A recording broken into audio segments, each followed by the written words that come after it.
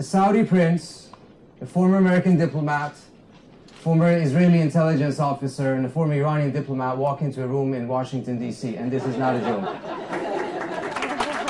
To the best of my knowledge, I at least cannot recall any other panel in recent memory in which this type of a dialogue that we will see today and participate in today have taken place. And I want to thank everyone on this panel for agreeing to participate in what I think is a very long overdue conversation at a very critical moment in the region's history, as well as the United States' involvement in the region. The Islamic Revolution of 1979, which installed the powerful yet polarizing Khomeini as supreme leader, was a new and different articulation of Iranian identity. Khomeini's claim to rule was based on his interpretation of the concept of the guardianship of the jurists, or Vilayat al-Faqih, a Shiite doctrine articulated first in the late 19th century, which gave varying degrees of civil authority to religious scholars trained in Shiite Islamic law. Khomeini enforced his own interpretation of guardianship, giving himself unchecked authority over Iran's political affairs. Some Iranians rejoiced at the prospect of Iran's resurgence as an Islamic power. Others dreaded a move that they felt would divorce Iran from the rest of the world. While Khomeini's guardianship did not extend politically beyond Iran's borders, his words and actions sent a message of an ambitious and wide-reaching claim to Islamic leadership. A new caliphate, if you like, but with Shia practice. Khomeini combined the Persian imperial ambition of the Shah with the more recent Shiite authority of his intellectual ancestors in Qum. This was an Iranian empire like no one had ever seen. Whereas, la samahallah, God forbid, if there is any conflict arising out of this, we are going to be the first victims of that conflict. So sitting at the table and negotiating should be inclusive of the countries in the area. And it should include not just the Gulf, I think, but also Iraq, perhaps, and other countries in the area. Perhaps Israel. Well, Israel, if they accept the Arab peace plan, they can have anything they want. Israel, perhaps, is not physically at the table, but is definitely part of the equation. And I would actually argue that Saudi Arabia is as well. Does the Israeli fear, and I'm going to presume, you can correct me if I'm wrong, but seeing how Prime Minister Netanyahu seems to be very concerned about an actual deal being broken in Geneva, with his statements setting forward conditions that are completely unrealistic and would guarantee failure. I'm going to depart from the presumption that he is more worried about a deal than he's worried about a non-deal. What is the Israeli fear of a deal being broken between the United States and Iran that, at least from the American perspective, ensures that a breakout capability for Iran does not exist? Let me preface my answer to that just with a brief reference to Prince Turki's remarks and Shirin's remarks with regard to, and I think it was very important to underline what Iran is doing that bothers the region that has nothing to do with its nuclear program. Okay, whether it's Bahrain or the islands or Iraq, or from the Israeli standpoint closer to home, Syria and Hezbollah in Lebanon. From the Israeli standpoint, deal or no deal, best deal possible, we still have an Iran problem. And so does the rest of the region. I think it's important to keep that in mind, because Iran still has, in our eyes, I dare say in Saudi eyes as well, hegemonic designs on the region. And these will, of course, be more acute if Geneva fails, or if Iran moves ahead toward a military nuclear capability, but they'll exist in any case. Now, I can't speak for Prime Minister Netanyahu. I cannot, I emphasize, speak for Prime Minister Netanyahu. My sense is, and it's just my subjective sense, that most Israelis would agree with me that at the strategic level he's right. At the tactical level he's making a lot of mistakes.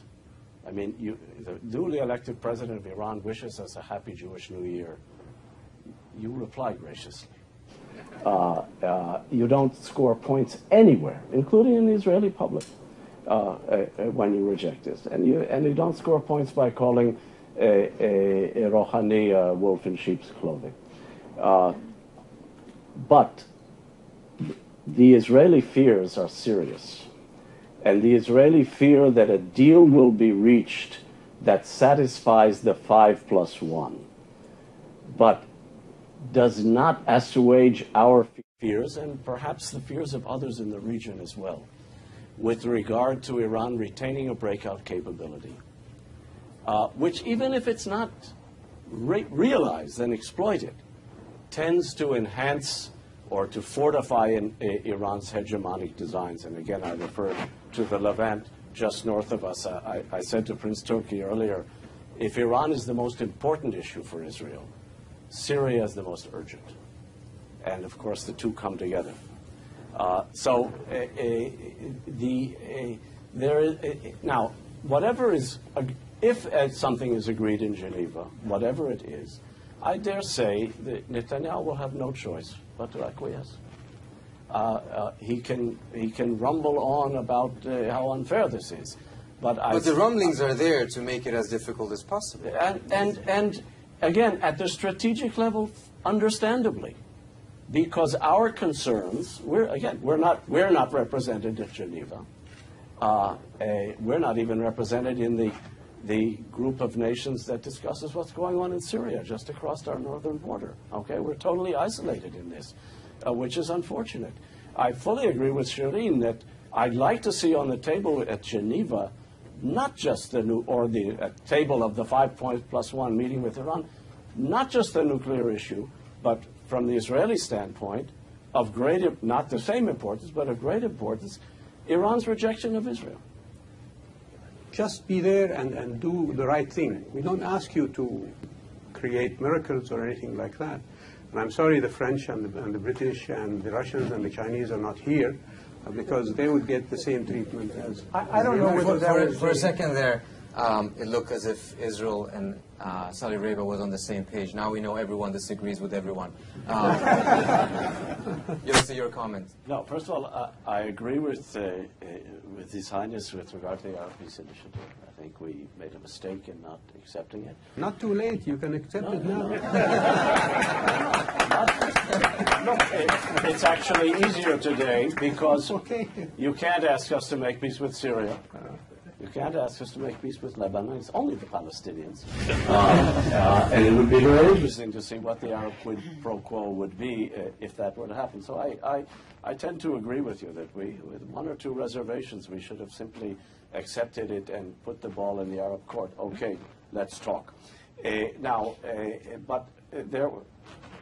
We have some genuine fears. We're a paranoid people, I fully recognize. But we also have some genuine fears. Paranoia is inclusive. It's not just exclusive to Israelis. We have a pedigree. First of all, Aaron mentioned the risk-averse president. And here I come back to something you just said. You can make lots of arguments why the U.S. ended up with a good deal with regard to Syria and its chemical weapons, and why American military action in Syria would have been counterproductive or at least not productive. But one point has to be remembered, and that is the way the administration's policy is seen in the region. You drew a red line, you didn't do anything about it. You're drawing red lines elsewhere. Are you going to do something about it then? But Netanyahu has, I don't know how many red lines on Iran, and he hasn't done anything about that. That's my fear, that he's going to do it now. No, on the contrary, he won't do something that the Israeli security establishment does not approve.